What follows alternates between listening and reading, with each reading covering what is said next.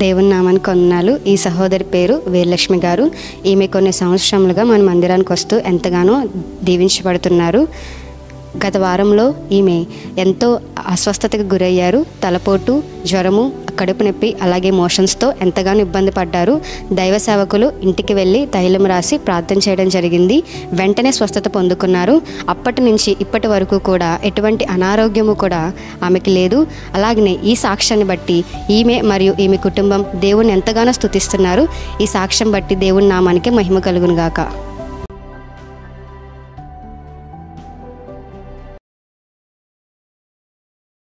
దేవుడు యేసు ప్రభువు వారు ఎన్నో అద్భుతాలు చేస్తున్నారు. ఈరోజు చేశారు, రేపు కూడా చేస్తారు. ప్రతిరోజు చేస్తారు. ఆయన ప్రతిసారి చేస్తారు, ప్రతి విషయంలో చేస్తారు, ప్రతి ఒక్కరికి చేస్తారు. ప్రభుకి తన మన భేదాలు ఏమీ ఉండవండి. నిజానికి మాట్లాడితే యేసుక్రీస్తు ప్రభు వారు బంధువుల కన్నా, లేకపోతే వారి దగ్గర ఉన్న స్నేహితుల కన్నా, శిష్యుల కన్నా అక్కడ పరాయి వాళ్ళు, బయట వారు ఎక్కువ మేలు పొందుకున్నారు. బైబిల్లో చూస్తే మనమందరము కూడా మన తల వంచుకొని, ప్రభా దాసురే నన్ను, మా ప్రార్థన అంగీకరించు ప్రభా అని విధేయతతో, వినయముతో ఆయన సన్నిధిలో ఆయన పాదాల దగ్గర మనం కూర్చోగలిగితే ప్రభు మన ప్రార్థన అంగీకరిస్తాడేమో. వాక్యానుసారంగా ఉంటే. వాక్యానుసారంగా లేని ప్రార్థన ప్రభు ఏం చేశాడు? శుంకరి ప్రార్థన, పరిశేడు ప్రార్థన మనం చూసాం. ఎలా చేశాడు? శుంకరి ప్రార్థన చేస్తున్నాడు, నా తల ఎత్తుటకైనను యోగ్యుని కాదు ప్రభా. తన మాటలోనే, తన విధేయతలోనే, ఆ మాటల్లో, ఆ ఆలోచనలు, ఆ విధానంలో తన యొక్క తగ్గింపు అక్కడ కనబడుతుంది. కానీ పరిశేడు ప్రార్థన, నేను వారాన్ని రెండు రోజులు ఉపవాసం ఉంటున్నాను, నేను దశమాగ వేస్తున్నాను, నేను చాలా దాన ధర్మాలు చేశాను, కాబట్టి నువ్వు ఏం చేయాలి? నన్ను దీవించాలి. శంకరు యొక్క ప్రార్థన ప్రభు అంగీకరించాడు. అది వాక్యానుసారమైన ప్రార్థన. సో ఇక్కడ ప్రభు చాలామందికి చాలా కార్యాలు చేస్తున్నాడు. అందరూ మేలు పొందుకుంటున్నారు. వచ్చిన వారందరూ కూడా. ఒకానొక సందర్భంలో 10 మంది కుష్ఠరోగులు వచ్చారండి. 10 మంది కుష్ఠరోగులు వచ్చారు. వారి వైపు చూసి, మీరు వెళ్ళి యాచకుని కనపరుచుకోమన్నాడు. ఆయన వారి మీద చేయలేదు, వారు ప్రార్థన చేయలేదు, ఏమీ చేయలేదు. ఒకటే మాట, మీరు నా దగ్గరికి వచ్చారు కదా, వెళ్ళి యాచకుని కనపరుచుకోండి. అందుకే నేను చాలాసార్లు చెప్తుంటాను, నేను ప్రభు సన్నిధికి వస్తాను అని ఎప్పుడైతే మీ పూర్ణ మనసుతో, పూర్ణాత్మతో మీరు డిసైడ్ అవుతారో అక్కడే మీ అద్భుతం ప్రారంభమైపోయింది. హల్లెలూయా, హల్లెలూయా.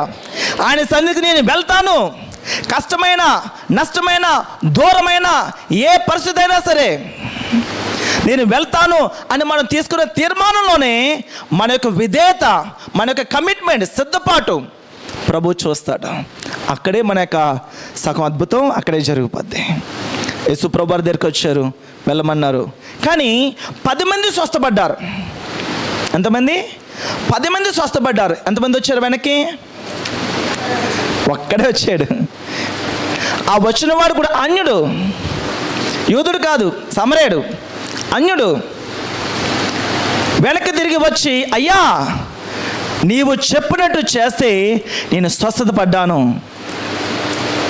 నువ్వు మాట ప్రకారం చేసినప్పుడు నేను దీవెన పొందుకున్నాను. ఎంతమంది చెప్పగలరా మాట? ప్రభా నీ మాట ప్రకారం నేను చేసినప్పుడు దీవెన పొందుకున్నాను. దీవెన కావాలి కావాలి కావాలి కావాలి అని అంటున్నామే, కానీ ఆయన మాట ప్రకారం మనం చేస్తున్నామా అన్నది చాలా ప్రాముఖ్యము. ఆయన మాట ప్రకారం చేస్తున్నామా? మనం చేసే ప్రార్థన, అంగలార్పు ప్రార్థన, రోధించే ప్రార్థన, కన్నీటి ప్రార్థన, ఉపవాస ప్రార్థన, 1 రోజు ఉపవాసం, 3 రోజుల ఉపవాసం, 30 రోజుల ఉపవాసం, 40 రోజుల ఉపవాసం. దేనికి?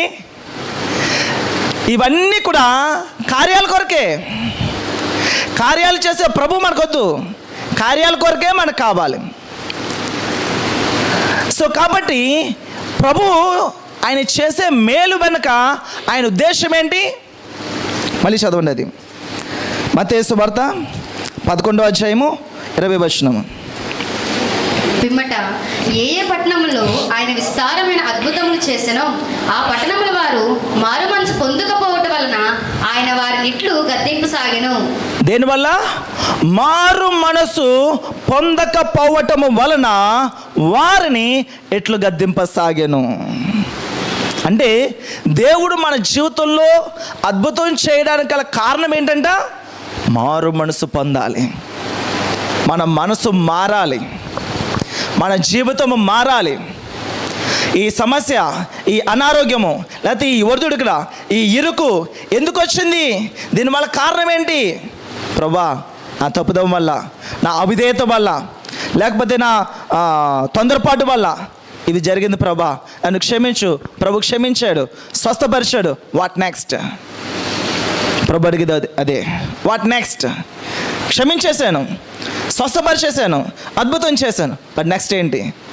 బాయ్ బాయ్ ప్రభా, నువ్వు చేయడమే కావాలి. నువ్వు చేసావు, మళ్ళీ నీ వంక నుంచి వస్తానమ్మో చూడు, మళ్ళీ నీకు టుపాయి దెబ్బ కనబడతానేమో లేదో చూడు. కనబడరు. ఎందుకు? మేలు అయిపోయిందిగా, మేలు అయిపోయిందిగా, దీవెన అయిపోయిందిగా. మరి దీవెన చేయడానికి గల కారణం ఏంటి? స్వస్థత ఇవ్వడానికి గల కారణం ఏంటి? ఒక విషయం జ్ఞాపకం చేసుకోండి. కోటేశ్వరుడు అయిపోయి ఎన్ని సంవత్సరాలు ఉంటాం? కోటేశ్వరుల యొక్క లైఫ్ టైం ఎంత చెప్పాలి? కమాన్. ఎంప్లాయీస్ ఉన్నారు, సాఫ్ట్వేర్ ఎంప్లాయీస్ ఉన్నారు, ఇక్కడ హార్డ్వేర్ ఎంప్లాయీస్ అడుగుదాం. పేదవాడి యొక్క వయసు ఎంత చెప్పాలి? లైఫ్ టైం ఎంత? పేదవాడి లైఫ్ టైం ఎంత చెప్పాలి? ఎవరు మాట్లాడేటండి? కోటీశ్వరుల లైఫ్ టైం ఎంత? ఎన్ని సంవత్సరాలు పోతారు కోటీశ్వరులు అందరూని? సౌండ్ రావట్లేదు ఏంటి? మరి పేదవారంతా లైఫ్ టైం ఎంత బ్రదర్? రెండు ఈక్వలే. ఒకరు ఉంటారు అనుకుంటే వాళ్ళు ఉంటారు, వీళ్ళు ఉంటారు. ఉండరు అనుకుంటే ఎవడు ఉండడు. ఏది లైఫ్ టైం గ్యారంటీ ఏంటి? మరి దేన్ని బట్టి మనం అమ్మయ్యా అని మనం ఉంటున్నాం? దేన్ని బట్టి మనం రిలాక్స్గా ఉంటున్నాం? ఈరోజు దేవుడి సన్నిధిలో మనమందరము కూడా బైబిల్ గ్రంథంలో ధనవంతుడు లాజరుని కూడా ఒకసారి అందరూ జ్ఞాపకం చేసుకోవాలి. ధనవంతుడు, లాజరు, వీరిద్దరూ కూడా ఒకే చోట ఉన్నారు. బహుశా రోజు వాళ్ళు చూసుకుంటున్నారేమో, రోజు వారు ఎందుకంటే అక్కడే ఆ ధనవంతుడు ఉండేనో అని బైబిల్లో ఉంది కాబట్టి బహుశా వాళ్ళు చూసుకుంటున్నారేమో. వారు చూసుకుని కూడా ఈ ధనవంతుడు, నా ప్రాణమా తినుము తాగుము సుఖించుము, ఏమండి అనేక సంవత్సరాలకి సరిపడా ఆస్తిని కొరకు కూడబెట్టుకున్నాను అనేసి ఒక బెడ్ ముక్క అక్కడ ఆ లాజరుకి వేయడానికి అతని మనసు లేదు. ఒక బ్రెడ్ ముక్క వేయడానికి ఆ మనసు లేదు, కానీ తన ప్రాణంతో చెప్పుకుంటున్నాడు, తినుము తాగుము సుఖించము. ప్రభు అంటున్నాడు, ఈరోజు రాత్రి నీ ప్రాణం అడుగుతున్నాను, ఎక్కడ పోతే నీ ఆస్తి? ఇప్పుడు చెప్పని, ఎవడు ధనవంతుడు? ఎవడు ధనవంతుడు? లాజరు తన విశ్వాసాన్ని జాగ్రత్తగా కాపాడి ప్రభు సమయం వరకు తను నిరీక్షించి ప్రభు సందులో ఆయన కన్నుమూసాడు. ఈ ధనవంతుడు ఆ రాత్రే కన్నుమూసాడు. చూసారా వారిద్దరి ప్రార్థనలు కూడా. ఈరోజు ఈ ధనవంతులై, లేకపోతే ఏదో ధనం సంపాదించి, లేకపోతే ఆస్తుపాస్తులు సంపాదించి, హోదాలు సంపాదించి, మంచి బిల్డింగ్లు కట్టు, ఎంతకాలం అది? మరి దేనికా పరుగు? నీ సమయం అంతా నువ్వు అభివృద్ధి కొరకే ప్రార్థన చేస్తావు, మరి ఆత్మ కొరకు ఎప్పుడు ప్రార్థన చేస్తారు? మన గుణం కొరకు ఎప్పుడు ప్రార్థన చేస్తాం? ఆ తొందరపడతాను పోవాలి ప్రభా, ఎప్పుడు ప్రార్థన చేస్తారు? ఎప్పుడు ప్రార్థన చేస్తారు? ఆ కోపం తగ్గాలి ప్రభా, ఎప్పుడు ప్రార్థన చేస్తారు? ప్రభా 10 నిమిషాల కన్నా ఎక్కువ ప్రార్థన చేయలేకపోతున్నాను ప్రభా, సహాయం చేయ ప్రభా, నీ ప్రార్థన నాకు దయచేయండి, ఎప్పుడు ప్రార్థన చేస్తారు? జీవితం అంతా అది కావాలి, ఇది కావాలి, ఇది పోవాలి, అది పోవాలి, ఇది కావాలి, ఇది కావాలి, అన్ని కావడం కొరకే, అవసరాల కొరకే మన సమయం అంతా వెచ్చిస్తున్నప్పుడు ఆత్మ కొరకు ఎప్పుడు మీరు వెచ్చిస్తారు? దేవుడు మీ జీవితంలో కార్యాలు జరగడానికి గల కారణము, ఆయన మీ దగ్గర రావడానికి గల కారణము, స్వస్థపరచడానికి గల కారణము, అద్భుతాలు తీర్చడానికి గల కారణము, మారు మనసు పొందుతారని ప్రభు వేచి చూస్తున్నాడు. ఆయన మారు మనసు పొందుతారని ప్రభు వేచి చూస్తున్నాడు. కానీ మారు మనసు జరగట్లే, మేలు పొందుకుని వెళ్తున్నారు. దేవుడు మేలు చేయడానికి భయపడుతున్నాడండి. హల్లెలూయా. సరా, మేలు చేయడానికి భయపడుతున్నాడు దేవుడు. ఎందుకు చెప్పమంటారా? ఒక ఉదాహరణ మీకు చెప్తాను, దాన్ని బట్టి మీకే స్టోరీ అంత అర్థమైపోద్ది. ఒక వ్యక్తి ఉద్యోగం కొరకు నా దగ్గరికి వచ్చాడు. అని ప్రార్థన చేయని, ఉద్యోగం కావాలి, చాలా సమస్యలు ఎక్కువ ఉన్నాయి, చాలా చోట్ల ప్రయత్నం చేస్తున్నాను. సరే ప్రార్థన చేస్తున్నాను, దేవుడు గొప్ప కార్యం చేస్తాడు బాబు, నువ్వు విశ్వాసంతో ఉండు అని అన్నాను. అనుకున్న దానికన్నా చాలా తొందరగా దేవుడు మార్గం తెరిచి ఒక మంచి జాబ్ ఇచ్చాడు.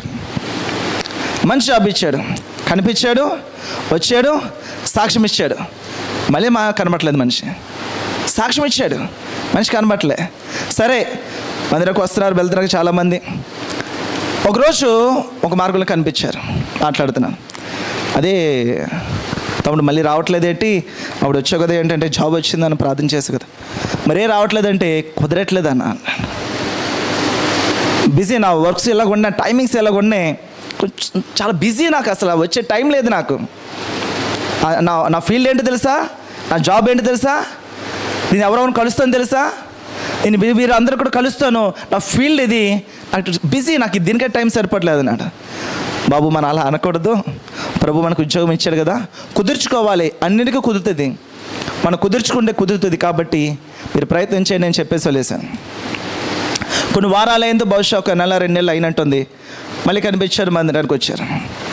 ఏ బాబు అని అంటే ప్రార్థన చేయమన్నారు. అమ్మయ్య ఇప్పటికైనా దేవుడు అతను మనసు మార్చినట్టున్నాడు, కొంచెం విశ్వాసం ఇచ్చినట్టున్నాడు, అని మందిరానికి వస్తున్నాడు అనుకున్నాం. అయిపోయిన తర్వాత మళ్ళీ దగ్గరికి వచ్చి అన్నాడు, అని జాబ్ కోసం ప్రార్థించాడు. జాబ్ జాబ్ వచ్చింది కదా అన్నాడు. లేదని జాబ్ అది పోయింది రే, ఏదో ప్రాబ్లం వచ్చిందంటే జాబ్ పోయిందన్న. ఎప్పుడు వచ్చాడు వీడు? ముందు జాబ్ లేనప్పుడు వచ్చాడు, మళ్ళీ ఎప్పుడు వచ్చాడు? జాబ్ పోయినప్పుడు వచ్చాడు. ఇప్పుడు దేవుడు దీవించాలంటారా వద్దంటారా? ప్రభు భయపడుతున్నాడు. వీడు దీవిస్తే ఎక్కడ చేదాటిపోతాడా అని దీవించట్లే, అందుకే అద్భుతం రావట్లేదు.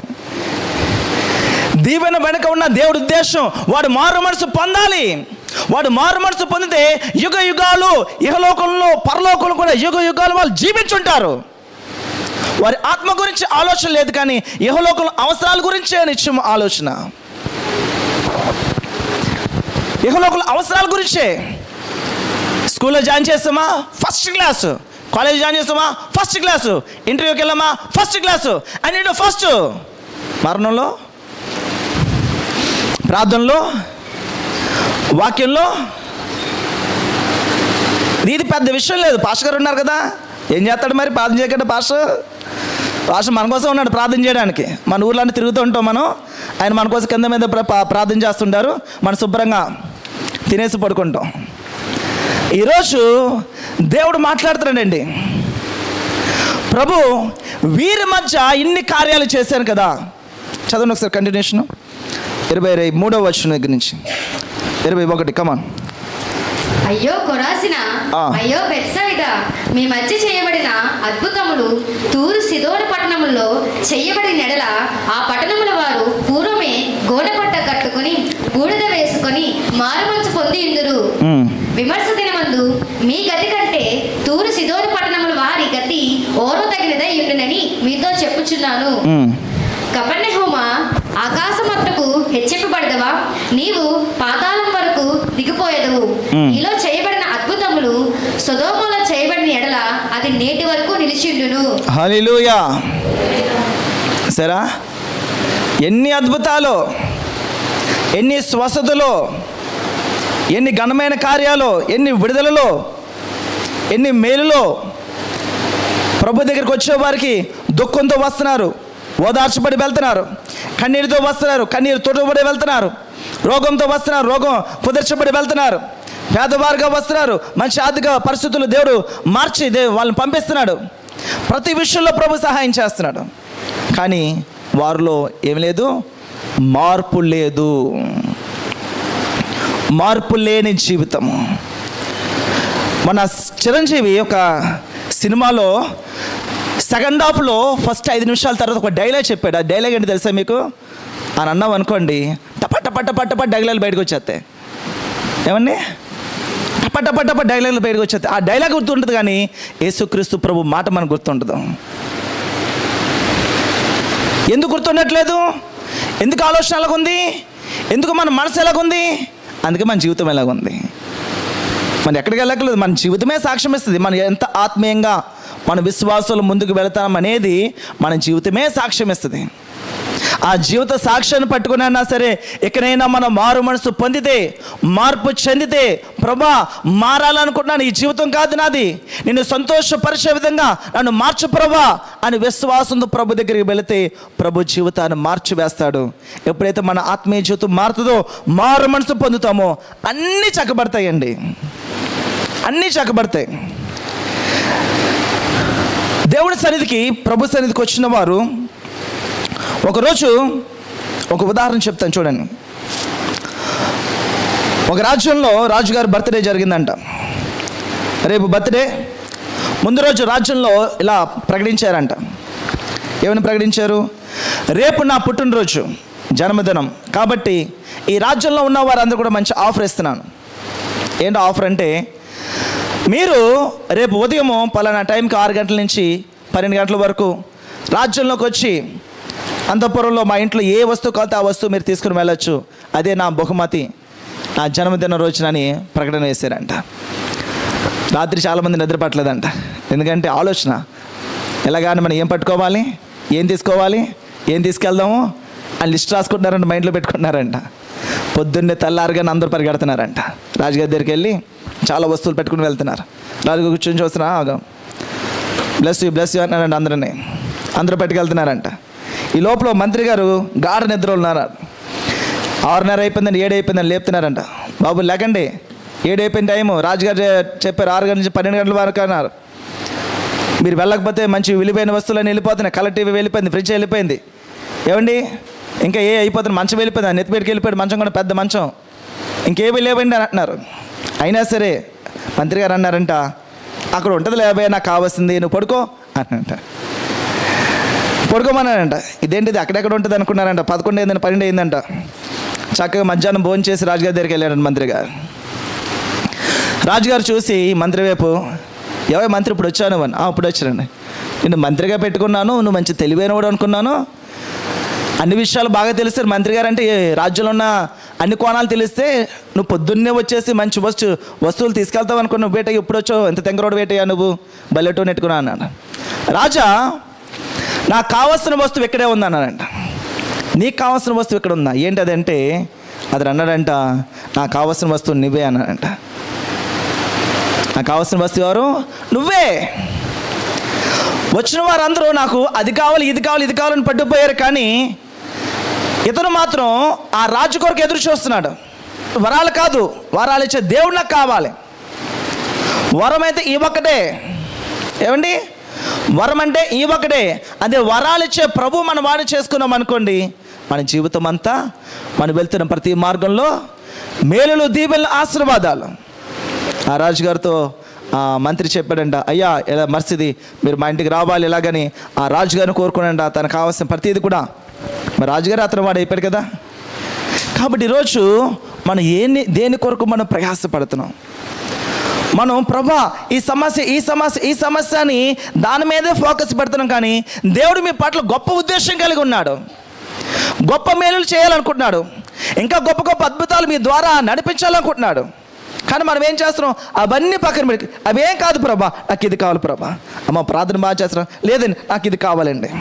అమ్మ వాక్యం చదివి ఈరోజు, లేదు నాకు ఇది కావాలండి. చూసారా, ఏదో ఆ ఒక్కదాని కొరకు ఆ ఇంకో దాని కొరకు మనం ఆశపడుతూ ఆలోచన కలిగి కింద మీద పడి సతమతం అయిపోయి, అది లేకపోతే బాగుండు మనశ్శాంతిగా ఉంటుంది, వీడు మారితే బాగుని మనశ్శాంతిగా ఉంటుంది, అదేదో అప్పు తీరితే బాగుని, పొద్దున్న కాబోలో వచ్చేస్తున్నారు బాబోయ్, ఆ చీట్లో వచ్చేస్తున్నారు బాబోయ్ అని భయపడుతూ అది అయిపోతే బాగుంటుంది, అది ఇదేనా మీరు చూసుకుంటున్నారే. కానీ క్రీస్తు మీలో కలిగి ఉంటే సమస్తము సమకూర్చబడతాయి. దేవుని ప్రేమించే వారికి అనగా ఆయన సంకల్పం చొప్పున పిలువబడిన వారికి మేలు కలుగుటకే సమస్తము సమకూడి జరుగుతున్నది వాక్యం సెలవిస్తుంది. రోమిల్ రాసిన పత్రిక 8:28 రాయబడి ఉంటుంది. ఎవరికి? దేవుని ప్రేమించే వారికి సమస్తము సమకూడి జరుగుతాయి. ఎంతమందికి ఉంది నా జీవితంలో దేవుడు సమస్తము సమకూడి చేయాలి అని ఎంతమందికి ఆశ ఉంది? నాకైతే చాలా ఆశ ఉందండి. మరి మీకు అంత ఆశ లేదు, నాకైతే చాలా ఆశ ఉంది. సమస్తం సమకూడి జరిగిపోవాలి దేవుడి సన్నిధిలో. ఈరోజు మనము క్రీస్తులో మనం నిలిచి ఉన్నాం. మనమందరం ఇక్కడ ప్రభు మాట్లాడుతున్నాడు.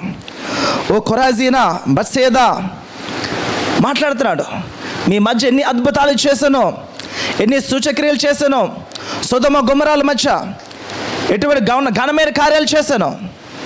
ఒకవేళ మీ మధ్య ఇన్ని ఘనమైన కార్యాలు చేశాను, మీరు ఒక్కరు కూడా మారు మనసు పొందలేదు, ఆ సొదొమ వాళ్ళకి ఇంకో అవకాశం ఇచ్చుంటే వారు నేటి వరకు ఈ మన మధ్యన ఉండేవారు, వారు కూడా మారు మనసు పొందేవారని ప్రభు మాట్లాడుతున్నాడు. మీ గతి కన్నా వాళ్ళ గతి చాలా బహుశ్రేష్టమైంది, ఓర్వదగినదంట. వాళ్ళ గతి ఓర్వదగినదంట. వారు ఎలా చనిపోయారు? అగ్ని గంధకములు కురిసి మసైపోయారండి, బూడిదైపోయారు. ఎక్కడైతే సొదొమ గొమొర్రా ప్రాంతాల్లో అగ్నిగంధకాలు కురిసాయో ఆ కురిసిన భూమి అంతా శపించబడింది. నేటికి కూడా ఇజ్రాయెల్ దేశంలో ఆ ప్రాంతాల్లో ఒక్క మొక్క మొలదండి, మట్టి బూడిద అదే ఉంటుంది అక్కడ. ఆ ప్రాంతాలు సొదొమ గొమొర్రాలు అగ్నిగంధకాలు కురియబడే చోట నీళ్లు దొరకవు, చెట్లు ఉండవు, పొట్లు ఉండవు, ఏమి ఉండవు. అలా ఎడార్లా ఒక మైదానంలా ఉంటుంది అంతే. ఈరోజు ప్రభు మాట్లాడుతున్నాడు. ఈరోజు నా జీవితంలో నేను యేసుక్రీస్తు ప్రభు అన్న పేరు విని ఇప్పటి వరకు ఒక అద్భుతం కూడా జరగలేదు అన్న వాళ్ళు చేయతని పైకి జరిగాయండి. అమ్మ ఎవరు ఎత్తరం, నేను ఎత్తే బాగోదాం అనుకుంటున్నారు, పర్లేదు ఎత్తండి. యేసుక్రీస్తు ప్రభు అనే విషయం నాకు తెలిసి ఆయన దగ్గరకు వచ్చిన వారు ఏ మేలు పొందుకోలేదు అన్న వాళ్ళు ఎవరైనా చేయొద్దని చూస్తాను. సో కాబట్టి ఈరోజు ఇన్ని మేలులు చేస్తున్న ప్రభు, ఇన్ని ఉపకారాలు చేస్తున్న ప్రభు ఈరోజు మీ జీవితంలో ఎందుకు చేయడు? ఇక్కడ ఉన్న ప్రతి ఒక్కరు కూడా మీ హృదయంలో ఒక ఆలోచన ఉంది కదా, ఒక ఆశ ఉంది కదా, ఒక ఆవేదన ఉంది కదా, ప్రభా ఇదిగో దేవుడి దగ్గరికి వచ్చాం, ప్రభా ఈ కార్యం తీరితే బాగున్నాం, ఈ పరిస్థితి మారితే బాగున్నాం అనుకున్నారు కదా. మరి ఇంతకు మునుపు మీ జీవితాలు కొన్ని కార్యాలు జరిగాయి కదా, మరి వాటిని నమ్ముతున్నారు కదా. ఆ దేవుడు చేశారంటున్నారా, మనుషులు చేశారంటున్నారా? మీ జీవితంలో మునుపు జరిగిన కార్యాలు దేవుడు చేశాడా, మనుషులు చేశారా? దేవుడు చేశాడా? మరి దేవుడే చేస్తున్నాడు, ఇప్పుడు కూడా మీ జీవితంలో దేవుడు ఎందుకు చేయడు? అప్పుడు దేవుడు ఇప్పుడు లేడా? అప్పుడు విన్నాడు, ఇప్పుడు వినట్లేదా? ఆలోచన చేయండి. దాన్నే విశ్వాసం అన్నారు. వినటం వల్ల విశ్వాసము, మన విశ్వాసం మొదలవ్వాలి. అలాగా మీకు చెప్తున్నానా? నాకు చెప్పుకుంటాను నేను, తెలుసా మీకు, నాకు నేను బోధించుకుంటాను. ఒకవేళ ఎక్కడైనా ఏ విషయంలోనే సరే నా మనసు, నా ఆలోచన, నా విశ్వాసము తగ్గించే పరిస్థితులు ఏమైనా వస్తున్నప్పుడు నాకు నేను మాట్లాడుకుంటాను. జోసెఫ్ ఆ రోజు ఆ కార్యం జరిగింది కదా, అక్కడ ప్రభు స్వస్థపరిచాడే. ఆ పరిస్థితిలో జోసెఫ్ అప్పుడు ఉన్నా కదా, దేవుడు చేశారు కదా. జోసెఫ్ మర్చిపోతున్నావా? నాకు నేను మాట్లాడుకుంటాను. అప్పుడు స్వస్థపరిచాడు కదా. అప్పుడు దానం కొరకు మనం చాలా భయపడ్డాం, ప్రయాసపడ్డాం. అప్పుడు దేవుడు ఎక్కడ మార్గం తెరిచాడు గుర్తుందా? అద్భుతంగా, వాళ్ళు ఎవరో తెలియదు మనకి, మార్గం తెరిచాడు. మరి ఆ విషయాలన్నీ తెలుస్తున్నాయి. నీవు ఇప్పుడు ఎందుకు కంగారు పడుతున్నావు, ఇప్పుడు ఎందుకు భయపడుతున్నావు? కాబట్టి ఈరోజు భయపడక్కర్లేదండి. ప్రభు ఉన్న చోట భయానికి తావు లేదు. హల్లెలూయా. ప్రభు ఉన్నాడు అంటే మీ కార్యం జరిగిందన్నమాట. కానీ ఎందుకు పొందుకోలేకపోతున్నామని ఇదిగో ప్రభు మాట్లాడుతున్నాడు. ఆయన చేసిన మేలులు మన చేతుల్లో జరిగి కూడా మారు మనసు పొందకుండా మనం వెళ్ళిపోతున్నాం. కాబట్టి దేవుడు మన విషయంలో ఆయన కార్యాలు చేయలేకపోతున్నాడు. చేయడు కాదు, చేయలేకపోతున్నాడు. ఎందుకంటే ఈ సమస్య ఉంటేనే అయినా సరే నా దగ్గర ప్రతి వారం వస్తారు వీళ్ళు. ఈ అనారోగ్యం ఉంటేనే కానీ ప్రతిరోజు వాక్యం వింటారు వీళ్ళు, చెప్పిన మాట వింటారు. ఈ అప్పుల బాధ ఉంటేనే కానీ వీళ్ళు ప్రతిరోజు నా మాట వినరు. అది తీరిపోతే నా మాటకు అందట్లేదు. కాబట్టి ఆ సమస్యను ఒక లింక్ వేసి అలా ప్రభు పట్టుకుంటాడు. ఎందుకంటే ఆ ఆత్మ ఎలాగైనా రక్షించబడాలి, వాక్యం వాళ్ళ లోపలికి వెళ్ళాలి. వాళ్ళు నేను పాపిని ఒప్పుకోవాలి, పాప క్షమాపణ పొందుకోవాలి. ప్రభా నువ్వు నాకు కావాలి, నా జీవితంలోకి రా ప్రభా అని ప్రార్థన చేయాలని ప్రభు ఆశపడుతున్నాడు. ఆ ఆత్మ రక్షించబడాలని దివారాత్రులు కూడా ప్రభు కన్నీరు విడుచున్నాడు. తండ్రి కుడిపార్శ్వమున విజ్ఞాపన చేస్తున్నాడు మనందరి నిమిత్తము. మన ఆత్మ రక్షించబడాలని, మేలు పొందాలని, మారు మనసు పొందాలని దేవుడు ఆశపడుతున్నాడు. కానీ ప్రభు ఇక్కడ ఎంత బాధపడుతున్నాడు చూడండి. మీ పట్టణాల్లో, మీ జీవితాల్లో చేసిన మేలులు ఆ సొదొమ గొమొర్రాలో చేసిన బాగున్ను. వారు కూడా నేటి వరకు ఇక్కడ ఉండేవారు, వారి గతి ఓర్వదగిన నచ్చుని సొదొమ గొమొర్రాలతో పోలుస్తున్నా. చూసారా? ఈరోజు ఈ మాటలు పెట్టిన మనమందరూ కూడా దయచేసి కళ్ళు మూసుకుందాం, ప్రార్థన చేద్దాం. యేసుక్రీస్తు ప్రభు సన్నిధి నుంచి మనం ఎన్ని మేలులు, ఎన్ని ఉపకారములు మనం పొందుకొని మనం వెళ్తున్నాం.